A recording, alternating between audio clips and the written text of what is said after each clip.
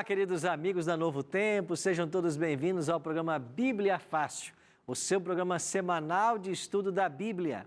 Você percebeu que nós estamos aqui num santuário, não é? Nós construímos nos estúdios da Novo Tempo um santuário e nós convidamos 10 amigos de vários estados do Brasil para virem aqui, para esse santuário, para nós estudarmos o santuário.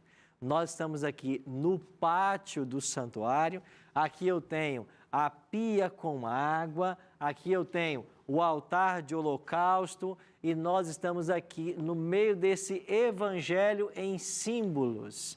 Por isso, o tema que agora vamos estudar chama-se o evangelho em símbolos. O santuário era o evangelho em símbolos e através dos móveis, dos rituais, das vestes, do cerimonial, tudo, Deus procurava pregar o evangelho para o povo de Israel. E por milênios, esse foi o evangelho que o povo conheceu. Por isso, seja muito bem-vindo a esta nova temporada do programa Bíblia Fácil Santuário. Nós estamos com um grupo de amigos aqui, já com as Bíblias em mãos, com muitas perguntas e contribuições para fazerem o programa de hoje. E nós vamos voltar nossos olhos mais uma vez para a Bíblia com o interesse de compreender o Evangelho em símbolos. Como que as pessoas compreendiam bem esse tema e como nós devemos entendê-lo. E para você que está nos assistindo, eu tenho também aqui um presente para você. Olha aqui, ó, esse DVD que nós preparamos com muito carinho, gravamos lá em Israel. Esse DVD, Santuário, o Caminho de Deus. Esse é um presente para você. Você pode ligar para nós em horário comercial, nosso telefone 0 operadora 12 21 27 3121. Você pode mandar um WhatsApp para nós 12 98100 1615 ou você pode acessar também o nosso site na internet novotempo.com/Bíblia Fácil. Nós vamos enviar para sua casa esse DVD, ele contém 13 temas, os mesmos temas que estamos estudando aqui no programa Bíblia Fácil. Mas você vai se apaixonar por esse material, porque o tema do santuário é um tema empolgante, apaixonante, e nós entendemos melhor a ação divina no grande conflito entre o bem e o mal para salvar o homem através da doutrina do santuário. Por isso você é muito bem-vindo ao nosso estudo. Agora, nós temos um hábito aqui. Qual é esse hábito? A gente nunca começa a estudar a palavra de Deus sem antes fazer o quê? Uma oração. E eu quero convidar vocês que estão aqui comigo, você que está em casa, a nós orarmos e pedirmos a bênção de Deus para o estudo que nós agora teremos. Pai querido, muito obrigado pelo privilégio que temos de nos reunir mais uma vez para estudarmos a Tua palavra. Que o Teu bom e Santo Espírito esteja conosco e que nós possamos compreender a Tua vontade para a nossa vida. É a nossa oração, em nome de Cristo. Amém. Antes de Cristo, nós acreditamos pela Bíblia que o mundo teve cerca de 4.000 anos. E nesses 4.000 anos, milhares de pessoas nasceram e morreram e elas tinham que aprender do Evangelho para terem uma chance também de salvação. Nós que vivemos após a primeira vinda de Cristo, conhecemos a sua vinda, o seu ministério, os seus milagres, a sua morte na cruz, a sua ressurreição, a sua ascensão aos céus, mas tudo isso tinha que ser ensinado para o povo antes da vinda de Cristo. E qual é a forma que Deus encontrou para evangelizar as pessoas do Antigo Testamento? O santuário. Nós estamos dentro daquilo que Deus construiu, orientou Moisés para construir, para que o povo fosse evangelizado. É por isso que Deus disse lá em Êxodo 25:8, e nós já lemos esse texto aqui algumas vezes, né? e me farão um santuário para que eu possa habitar no meio deles. Então, Deus sempre desejou morar com o seu povo. E tanto é que na consumação do plano do Evangelho, o que é que prometeu Jesus? Lá em João 14, 1 a 3. Não se turbe o vosso coração, credes em Deus, credes também em mim. Na casa de meu Pai, há o quê? Muitas moradas. Eu vou preparar-vos lugar. E quando eu for e preparar, eu voltarei e vos levarei para mim mesmo, para que onde eu estou, estejais vós também. O desejo de Cristo de estar com o seu povo não é novo. Já que em Êxodo 25, 8, nós vemos isso claramente. Vocês construam um santuário, eu quero morar no meio de vocês. Deus sempre quis morar com o ser humano. O prazer de Deus é estar com suas criaturas. Ele nos criou para um relacionamento. E é por isso que é importante nós estudarmos esse livro para entendermos os planos de Deus para a nossa vida. Então, o santuário foi construído no deserto. No verso 40 de Êxodo 25 é nos dito: Moisés, você vai fazer tudo conforme o modelo que eu vou te mostrar no monte. E qual foi o modelo que Moisés viu no monte? O santuário celestial. Então, quer dizer que há uma relação estrutural e funcional entre o tabernáculo que havia no deserto e o santuário celestial. Porque o santuário celestial foi aquele que serviu de modelo para Moisés. Na relação estrutural, nós temos então os móveis, os compartimentos.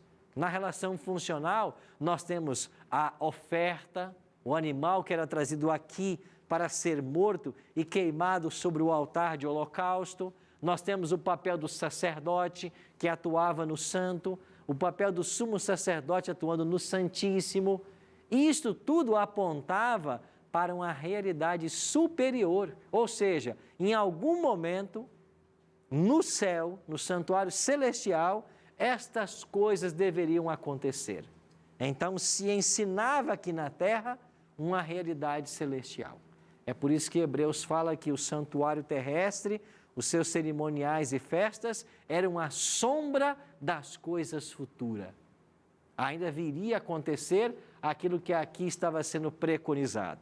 E através de todo esse sistema de morte de animais, apontava-se para a vinda do Messias, que um dia morreria por todos nós. E quando João Batista viu Cristo vindo em direção a ele, lá no Rio Jordão, o que disse João? Lá em João 1, 29. Eis o Cordeiro de Deus que faz o quê? Tira o pecado. Ele é o Cordeiro de Deus. O Cordeiro não vinha até o santuário para morrer? Cristo veio também para morrer em nosso lugar. Isto era o Evangelho em símbolo. E hoje nós vamos compreender plenamente como que o santuário, como que o templo construído por Salomão apresentava em cada móvel, em cada cerimônia, o Evangelho que tipificava a vinda do Messias. Vamos começar aqui por esse móvel aqui do pátio. Lembra que no pátio nós tínhamos dois móveis, né? O primeiro deles está aqui.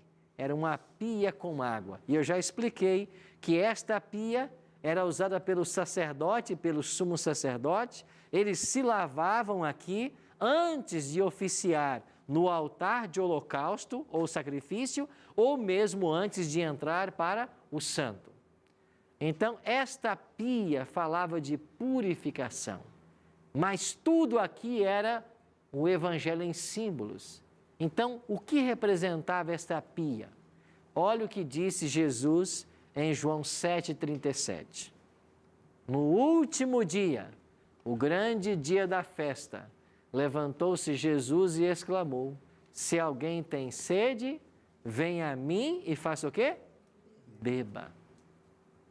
Você está lembrado do diálogo de Jesus com a mulher samaritana? Lá em João capítulo 4? O que disse Jesus para aquela mulher? Mulher, quem beber da água desse poço, voltará a ter sede.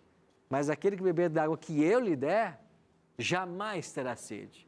Pelo contrário, será uma fonte a jorrar para a vida eterna. Então, Jesus mesmo se declarou como sendo a água da vida. Então, esta pia com água, ela apontava para Cristo, a água da vida. Esta pia também falava de purificação. E veja, a água está associada tanto no Antigo Testamento quanto no Novo a um rito de purificação. E no Novo Testamento, qual é o rito de purificação que João Batista introduziu para a igreja? O batismo. Então a pessoa tinha que mergulhar nas águas para ser batizada. Então esta pia representa Jesus como a água da vida, mas também uma demonstração do poder purificador da cerimônia do batismo, a água como elemento de purificação. O segundo móvel do santuário era o altar de holocausto, o altar de sacrifícios. O que é que Jesus declarou, o que a Bíblia declara sobre esse assunto? Em Hebreus capítulo 9, 13 e 14. Portanto, se o sangue de bodes e de touros e a cinza de uma novilha, aspergidos sobre os contaminados, os santificam, quanto à purificação da carne, muito mais o sangue de Cristo, que pelo Espírito eterno, a si mesmo se ofereceu a Deus, sem mácula, purificará a nossa consciência de obras mortas, para que sirvamos ao Deus vivo. Então o autor de Hebreus está dizendo, no passado, o sangue de touros, bodes e bezerros, eles purificavam. Então, se eu era um israelita e pecava, eu tinha que vir ao santuário, trazer um animal como oferta, para que o meu pecado fosse perdoado. Agora o autor de Hebreus vem e diz assim, muito mais, o sangue de quem? De Cristo, vai nos purificar de toda contaminação. Ou seja, todos aqueles animais apontavam para quem? Jesus. E se o animal era colocado sobre o altar, esse altar passa a simbolizar o quê? Passa a apontar para o local da morte de Cristo.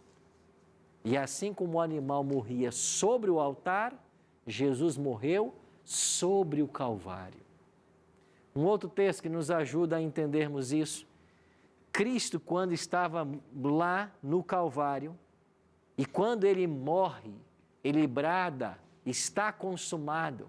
O que aconteceu com o véu que separava o Santo do Santíssimo?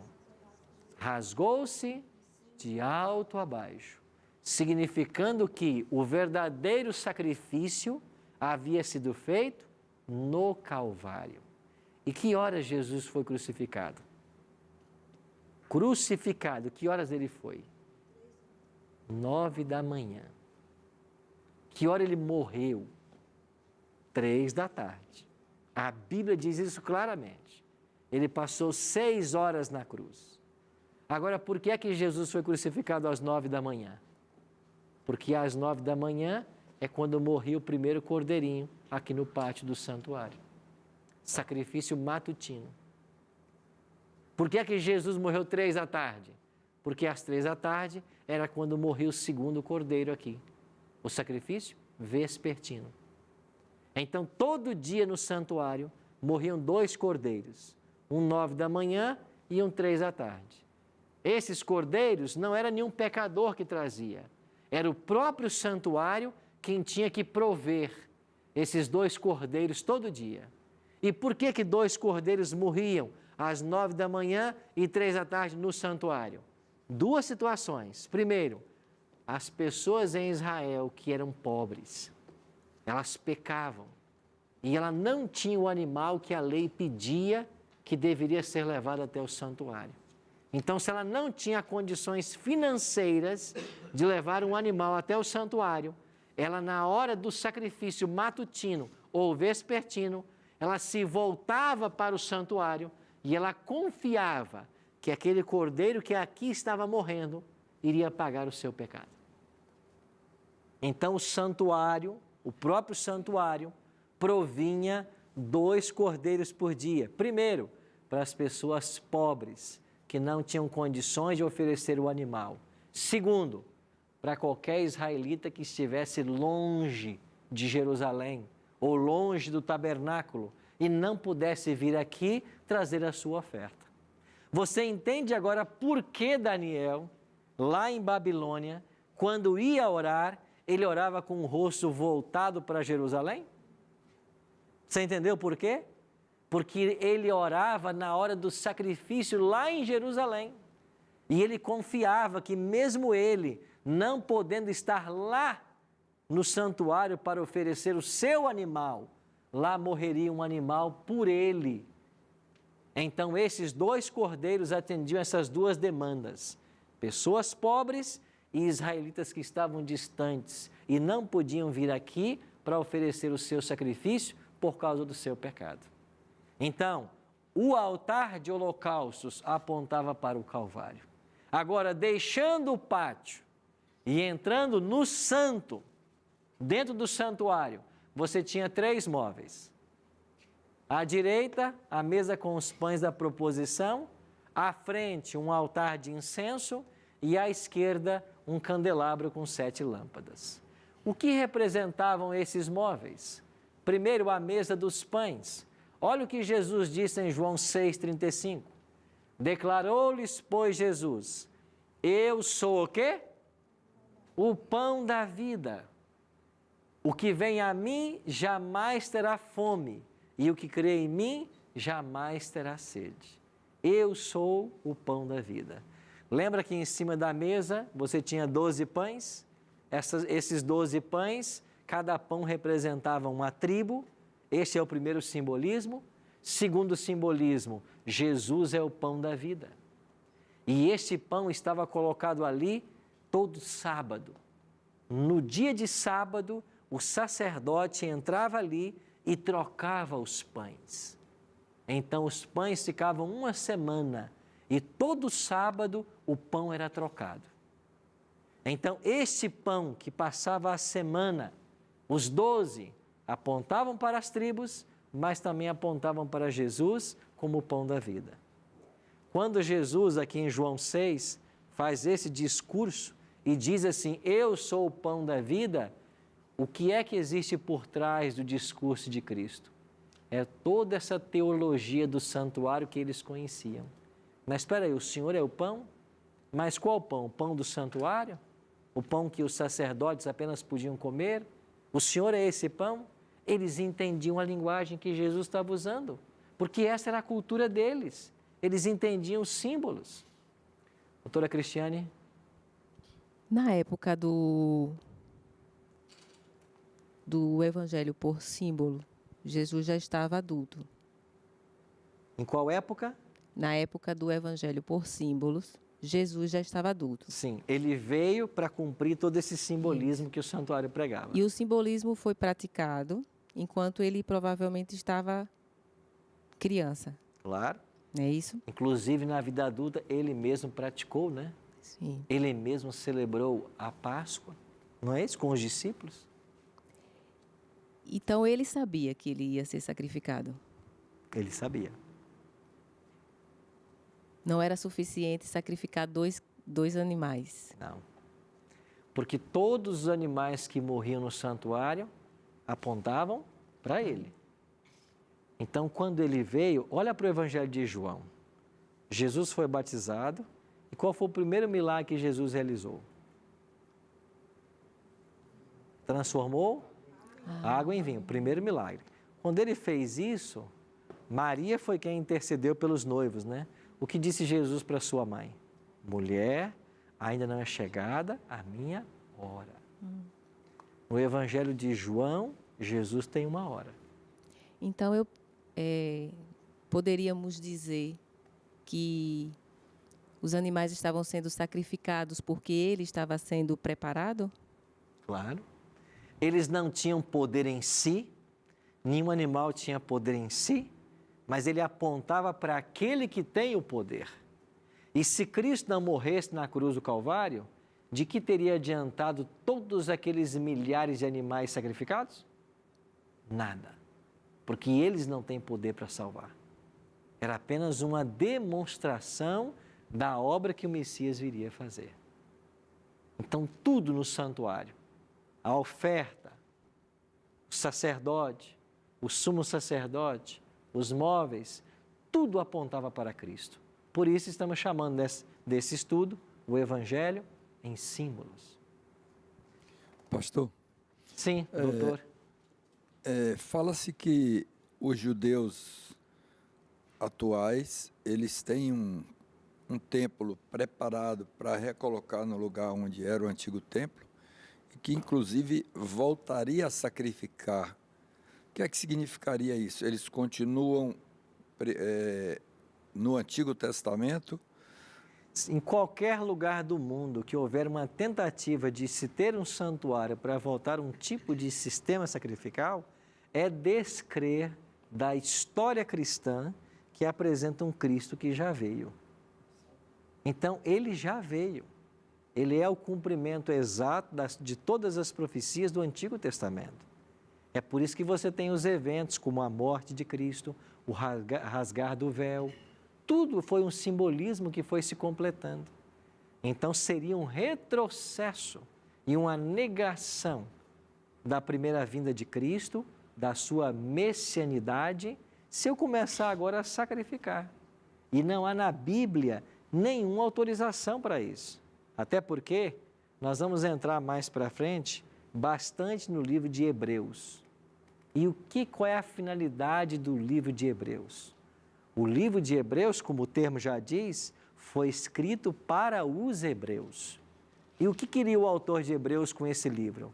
Mostrar que todas as coisas do Antigo Testamento, que tudo do tabernáculo e do templo de Salomão, apontavam para Cristo. Então você tem no livro de Hebreus, nos capítulos 8 e 9 principalmente, a transição sendo feita. Então, se o sangue de touros, bodes e bezerros purificavam naquele momento, quanto mais o sangue de Cristo, como eu acabei de ler. Se o sacerdote atuava lá no santuário e o sumo sacerdote atuava, agora nós temos Cristo como sumo sacerdote, segundo a ordem de Melquisedeque. Então, o livro de Hebreus é a prova de que tudo se cumpriu em Jesus. E nós vamos ler vários textos daqui para frente que vão deixar isso bem claro em nossa mente. Então, a mesa com os pães era um símbolo de Jesus, o pão da vida. E quando eu vou para o outro lado, eu tenho o candelabro. Um candelabro com 7 lâmpadas. Eu disse para vocês que o tabernáculo não tinha janelas. E ele dependia deste candelabro para toda a sua iluminação. Aí vem Cristo em João 8 e diz assim, de novo lhes falava Jesus dizendo, eu sou o quê? A luz do mundo. Quem me segue não andará em trevas, pelo contrário, terá a luz da vida. Então, tudo o que havia no santuário, Jesus aplica a si mesmo. Eu sou a luz do mundo. Assim como o candelabro ilumina, eu sou a luz do mundo. Eu ilumino. E por que esse candelabro tinha 7 lâmpadas? Porque o 7 na Bíblia é símbolo de perfeição. 7 lâmpadas. Um perfeito simbolismo de Cristo como sendo a luz do mundo. E havia mais um outro móvel ainda. Ainda no local santo, você tinha o altar de incenso. E olha o que diz o Apocalipse 5:8. Quando tomou o livro, os 4 seres viventes e os 24 anciãos prostraram-se diante do Cordeiro. Quem é o Cordeiro no Apocalipse? É Jesus. Ele é chamado assim quase 30 vezes. Ele é o Cordeiro de Deus. Então, eles se prostraram diante do Cordeiro, tendo cada uma deles uma harpa e taças de ouro cheias de incenso. E o que são essas taças de ouro cheias de incenso? As orações dos santos. Então, o que representava esse altar de incenso que era queimado e a fumaça que subia? As orações dos santos. Você atente agora para um detalhe. Lembra que havia uma cortina que separava o primeiro compartimento do segundo? Essa cortina não ia até o teto do santuário. Havia uma abertura. E o incenso, quando era queimado no lugar santo, a fumaça passava por cima da cortina e ia parar no Santíssimo, aonde estava a Arca da Aliança e sobre ela estava o Shekinah. Então, a fumaça que simboliza a oração dos santos saía e ia até o trono de Deus. Aí, quando vem Jesus Cristo, o que ele afirmou para os discípulos em João 14, 13? E tudo quanto pedirdes em meu nome, isso farei, a fim de que o Pai seja glorificado no Filho. Então, a fumaça do incensário representa as orações dos santos. Mas quem é que nos apresenta a Deus essas orações? Cristo. Em nome de quem devemos pedir as coisas ao Pai? Em nome de Cristo. E tudo que nós pedimos ao Pai em nome de Cristo, Ele vai atender. Então, está claro no santuário, as pessoas entendiam que tudo apontava para Jesus. E todos os simbolismos que você encontra no santuário vão ter um cumprimento na pessoa de Jesus. Nós vamos para um breve intervalo. E assim que voltarmos, nós vamos passar para o segundo compartimento, o Santíssimo. E vamos entender como que no Santíssimo nós tínhamos uma exemplificação da obra de Jesus. Daqui a pouquinho a gente volta.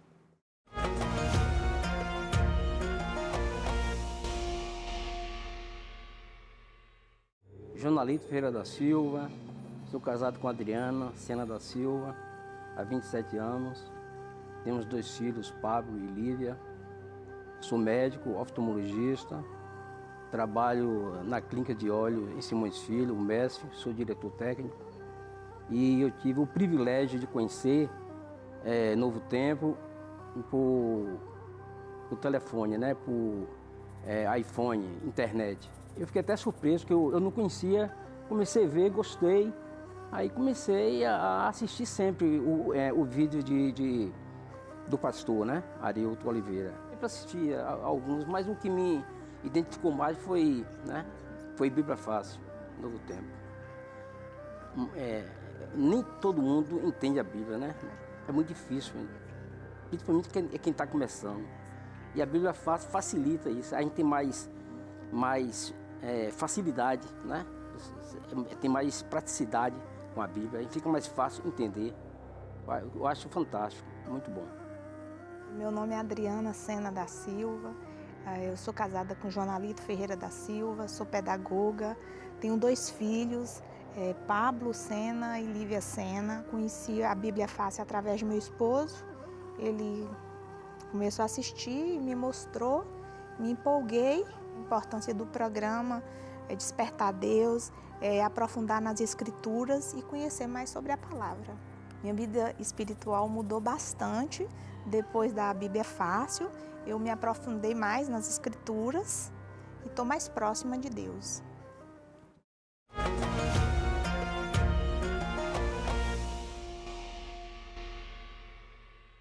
Estamos de volta com o programa Bíblia Fácil, aqui nesse santuário, nos estúdios da Novo Tempo, aprendendo sobre o tema do santuário. E se você quiser aprender mais ainda, eu tenho um presente especial para você. É um DVD, Santuário, O Caminho de Deus, que nós gravamos lá em Israel.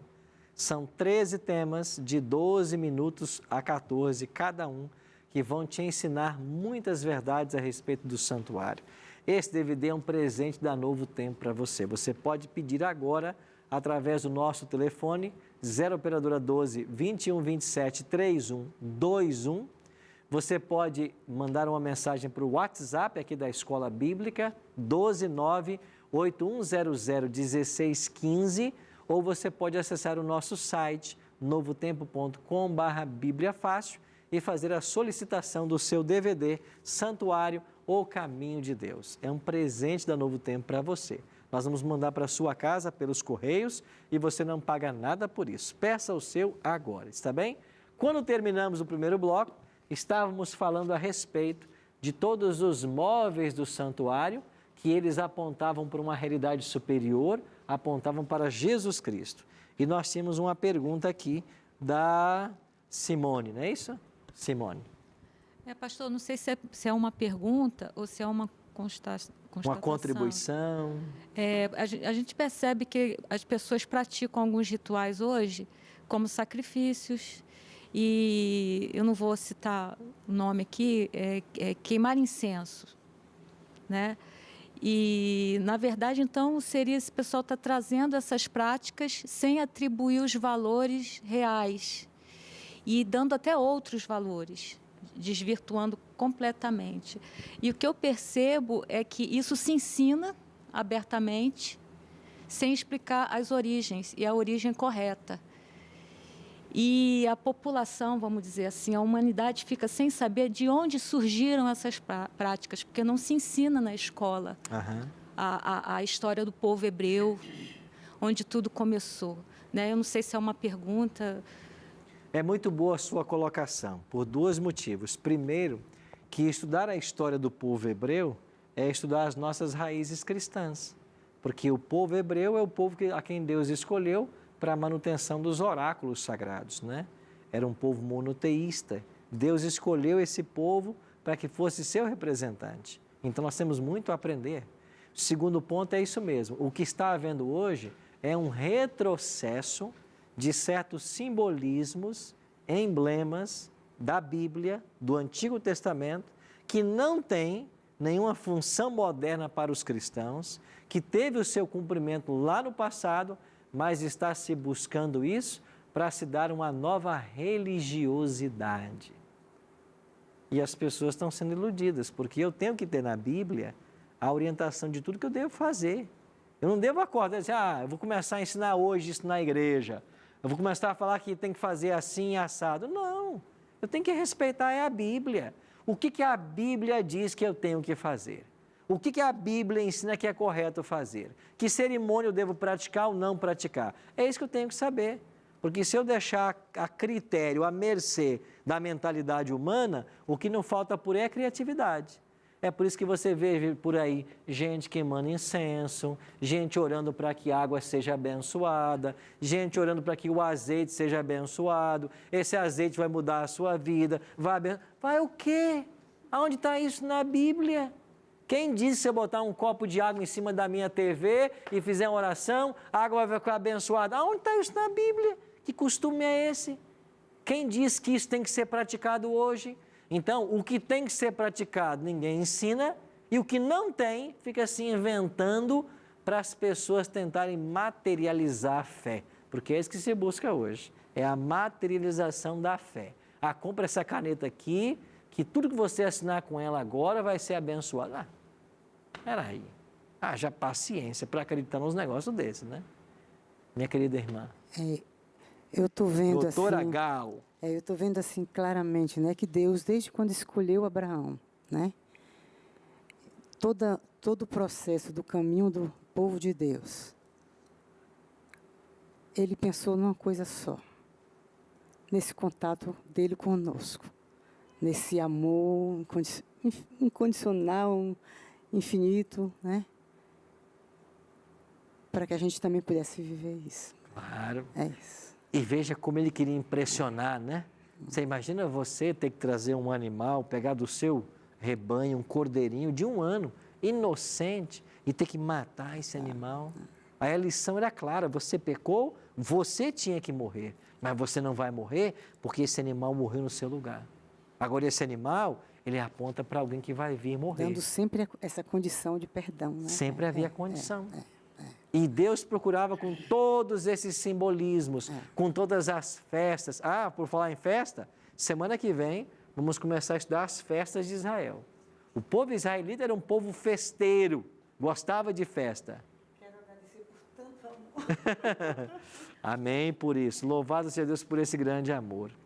E nós vamos estudar aqui as 7 festas celebradas pelo povo de Israel. Semana que vem a gente começa isso. Então você vai perceber que todas as festas apontavam para Jesus, tudo apontava para Ele. Então, o altar de incenso também apontava para as orações dos santos e para Jesus como aquele que leva a nossa oração ao Pai. Agora, entrando no segundo compartimento do santuário, no Santo dos Santos, ou Santíssimo, estava a Arca da Aliança. E para que essa Arca da Aliança apontava? o que ela representava.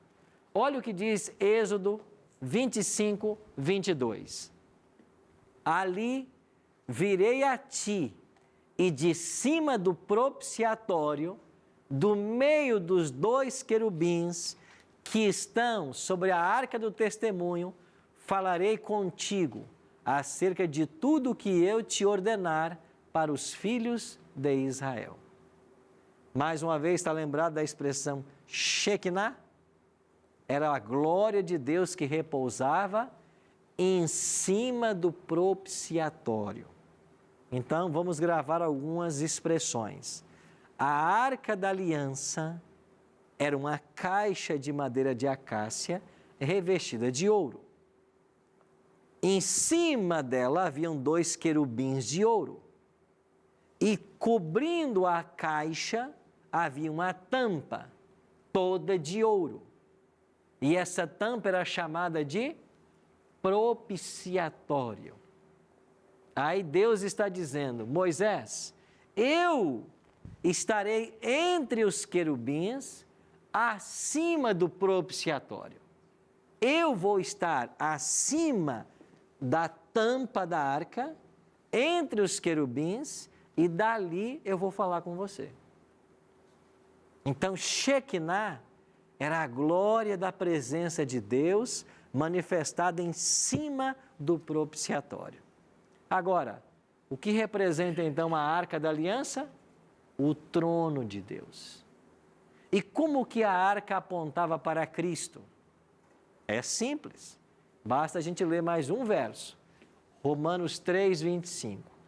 Paulo, falando sobre Jesus Cristo, disse assim: a quem Deus propôs no seu sangue como propiciação, mediante a fé, para manifestar a sua justiça, por ter Deus, na sua tolerância, deixados impunes os pecados anteriormente cometidos. O que Paulo está dizendo em Romanos capítulo 3? Deus propôs o sangue de Cristo como propiciação. E a palavra propiciação está ligada a propiciatório. No grego, é hilasterion. O que é hilasterion? É o propiciatório. E o que fez Cristo por nós? Propiciação. O que é Cristo? Ele é o hilasterion. Em inglês, esta palavra propiciatório, em algumas versões bíblicas, é chamado de mercy seat, o assento da misericórdia. Porque entre a lei de Deus dentro da arca, que aponta o meu e o seu pecado e que nos condena à morte, acima da arca está o próprio Deus, cuja presença é fogo consumidor, e entre a lei que nos acusa e o Deus que é santo, você tem o propiciatório. Então, o que fez Cristo? Ele veio se interpor como hilasterion, como propiciatório entre Deus e a lei quebrada pelo homem. Ele se colocou no lugar do homem. Então, quando as pessoas entendiam essa teologia, elas sabiam que esse hilasterion, que essa tampa da arca, que esse assento da misericórdia, era um tipo de Cristo que se interporia entre nós pecadores e um Deus santo. Você percebe que tudo no santuário apontava para Jesus? Sim, amiga? É sobre a peregrinação, o dia em que Jesus chega ao santuário, que o santuário está fora do que deveria estar fazendo em cumprimento da sua palavra. E que ele pede que todos saiam e expulsos cambistas, né? Ele estava ali, na sua peregrinação, já caminhando para, no caso, o fim, que seria o recomeço da nossa história. Essa seria a primeira pergunta. E a segunda pergunta, assim, ao homem era permitido levantar essa tampa, o propiciatório? Ok, vamos começar pela segunda pergunta. Quem entrava apenas dentro do Santíssimo era só o sumo sacerdote. Só ele entrava lá. E quando esse santuário movia-se de um local para o outro, apenas os levitas podiam carregar todas as cortinas, madeiras, móveis, e tinham as famílias. Eram 3 famílias. Eram gersonitas, meraritas e uma outra família que eu me esqueci agora. Essas 3 famílias, cada uma tinha uma função. Uma desmontava e montava, a outra carregava os móveis, a outra carregava as tábuas e as cortinas. Mas então, apenas esta família que carregava é que podia transportar os móveis e também a Arca da Aliança. E a Bíblia até tem um episódio, né? Lembra uma vez que um tal de Uzá foi tentar amparar a Arca da Aliança ali e foi fulminado na mesma hora? Porque não era permitido a ele fazer isso. Então, apenas essa tribo de Levi, encarregada de transportar, é que podia tocar na arca. Agora, uma vez essa arca foi aberta para receber a lei de Deus, depois receber um pote de ouro contendo maná, uma porção de maná, e depois a vara de Arão que encheu de flores. Essa arca foi coberta e assim ela vivia. Agora, com relação à sua primeira pergunta, interessante, quando nós olhamos para os evangelhos, a gente descobre que Jesus não purificou o templo uma única vez. Ele purificou 2 vezes. Quando ele começou o ministério, ele foi lá e purificou o templo. Quando ele terminou o ministério, ele foi lá e purificou o templo de novo. Em 2 ocasiões, Jesus vai lá e expulsa os cambistas do templo, com o mesmo discurso: a minha casa será chamada casa de oração para todos os povos, mas vocês a transformaram num covil de salteadores. O que Jesus queria ensinar com isso? Que o templo ainda estava em vigência, que as cerimônias estavam perdendo o seu significado, porque havia mercadejar, porque os próprios líderes religiosos, responsáveis por manter a solene cerimônia da morte de animais, do sangue aspergido no altar, estavam agora só pensando no dinheiro e se enriquecendo, usando animais que não deveriam usar, animais doentes, animais aleijados, vendendo um preço superfaturado para os adoradores. Então Jesus veio e se posicionou tudo contra isso. Ele fez no início do ministério e ao final do ministério, que durou 3 anos e meio. Com isso ele disse que essas cerimônias até aquele momento ainda tinham significado, que esse templo que aí estava ainda era um local da habitação de Deus, a despeito do pecado da nação, mas que em breve tudo isso passaria. E quando ele morre de fato, perdeu o sentido tudo que ali fazia. Cristo foi o cumprimento de todas as leis cerimoniais. Ele cumpriu-as. E quando o véu do santuário rasgou-se de alto a baixo, na hora do sacrifício, porque Jesus morreu 3 da tarde, e foi às 3 da tarde que o véu rasgou. Aqui estava o sacerdote com o cordeirinho, pronto para matar, e o cordeiro escapa. Por quê? Por que não morreu o cordeiro naquele dia? Porque lá no Calvário, o verdadeiro cordeiro estava sendo imolado. Então, tudo no santuário apontava para Cristo. Agora, um detalhe interessantíssimo, que você tem que guardar no seu coração. Se todo dia o sacerdote entrava aqui no pátio, se uma vez por ano o sumo sacerdote entrava lá dentro, no Santíssimo, isso quer dizer que em algum momento da história, Cristo viria aqui para o pátio. Em algum momento da história, Cristo entraria no Santíssimo. E nós vamos ver nos próximos estudos quando é que Jesus cumpre o papel de sacerdote e sumo sacerdote. Porque até aqui nós entendemos o papel de Cristo como ovelha ao ser morto no Calvário e por todos os móveis que apontavam para ele. Mas em algum momento ele viria para ser sacerdote e sumo sacerdote. É isso que nós vamos entender nos próximos programas. Por hoje, entendamos que no serviço diário, que acontecia no primeiro compartimento pelo sacerdote, representava perdão de pecados. Cristo morreu para perdoar nossos pecados. Quando, uma vez por ano, o sumo sacerdote entrava no segundo compartimento do santuário, era o dia de juízo. E nós vamos estudar aqui de que esse juízo também já começou. Você sabia disso? Você sabia disso? O juízo já começou. Nós estamos vivendo um dia de juízo, conforme é ensinado no santuário. Mas isso, nós vamos tratar desse tema nos próximos programas. Guarde isso no seu coração. Cristo viria cumprir papel sacerdotal e sumo sacerdotal, porque tudo no santuário era um evangelho em símbolos que apontava para ele. Então ele tem que vir cumprir o papel de sacerdote e de sumo sacerdote. Nós vamos entender isso. Por isso, meus queridos, nós temos hoje alguém que está junto ao Pai, intercedendo por nós.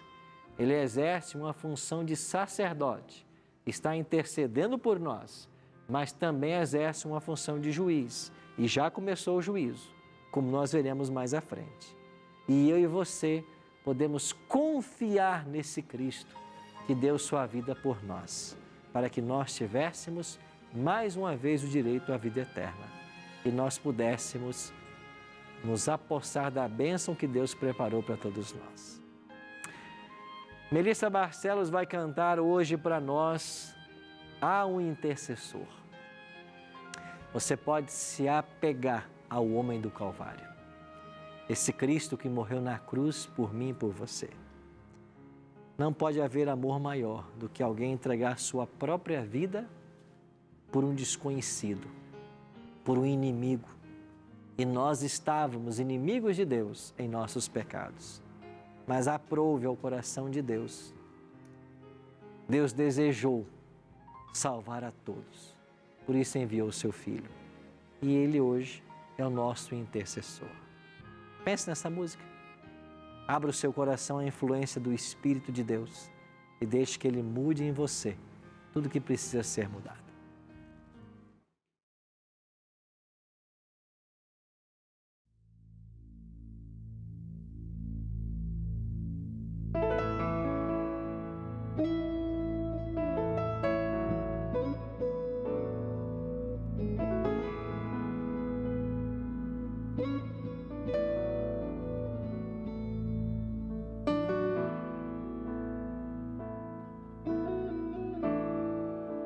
Senhor, aqui estou, entrego o meu viver, suplico o teu amor, clamo por teu poder.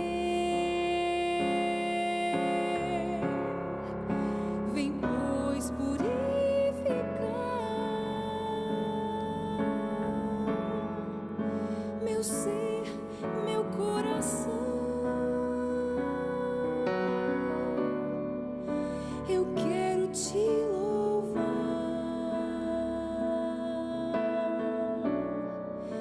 em santa adoração.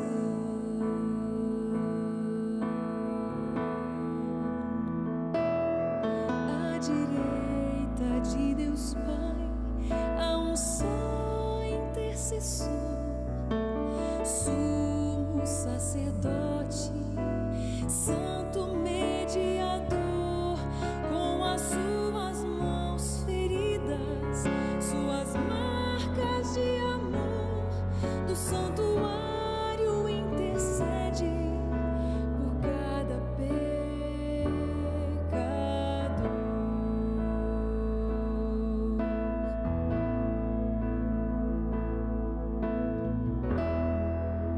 Tu és meu Salvador.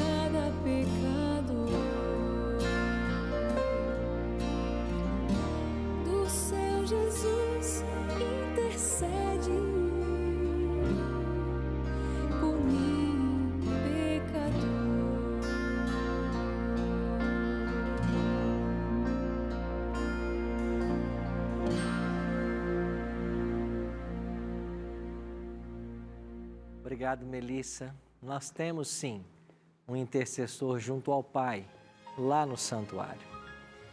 Tudo no santuário era um evangelho em símbolos. E por milênios, as pessoas olhavam para o santuário, olhavam para os rituais do sacerdote, do sumo sacerdote, olhavam para os móveis, olhava para tudo e deslumbrava que um dia o Messias viria para cumprir tudo isso. E ele veio. E ele cumpriu exatamente o que estava prefigurado. Nós vamos ver nos próximos temas as festas que eram celebradas e como elas se cumpriram no ministério de Cristo. Nós vamos ver ainda nos próximos temas como que Jesus entra por esse pátio, se dirige primeiro à pia, depois ao altar de holocausto e depois entra no santuário. Nós vamos ver isso. É por isso que chamamos santuário o caminho de Deus. E eu e você temos lindas verdades ainda a compreender. Hoje, entenda que o Evangelho em símbolos foi para o povo do Antigo Testamento. E hoje eu e você temos a realidade concretizada na pessoa de Jesus. O Calvário é o maior argumento de Deus em favor da humanidade. E a todos nós é oferecida hoje a salvação. Mas Deus não força ninguém. E se você quiser, se você aceitar, Ele pode entrar no seu coração, tomar conta da sua vida, abençoar você e sua família e preparar você para a eternidade. Vamos abrir nosso coração a Deus e pedir que Ele faça em nós todas as mudanças necessárias, tudo o que nós precisamos para um dia estarmos na presença dEle? Pai querido, muito obrigado, Senhor, por compreendermos um pouquinho mais a respeito do santuário hoje, por sabermos que o Senhor nos ama e tem planos especiais para todos nós. Estou orando agora por esse amigo, por essa amiga que também nos assiste agora. Que o Teu bom e Santo Espírito possa cuidar de cada um deles e de todos nós que aqui estamos nesse estúdio. É a nossa oração, em nome e por amor de Jesus. Amém. Semana que vem, a gente vai se encontrar mais uma vez para começarmos a entender as festas de Israel e como elas apontavam para a morte, ressurreição e ministério de Cristo no santuário. Eu te espero. Até lá.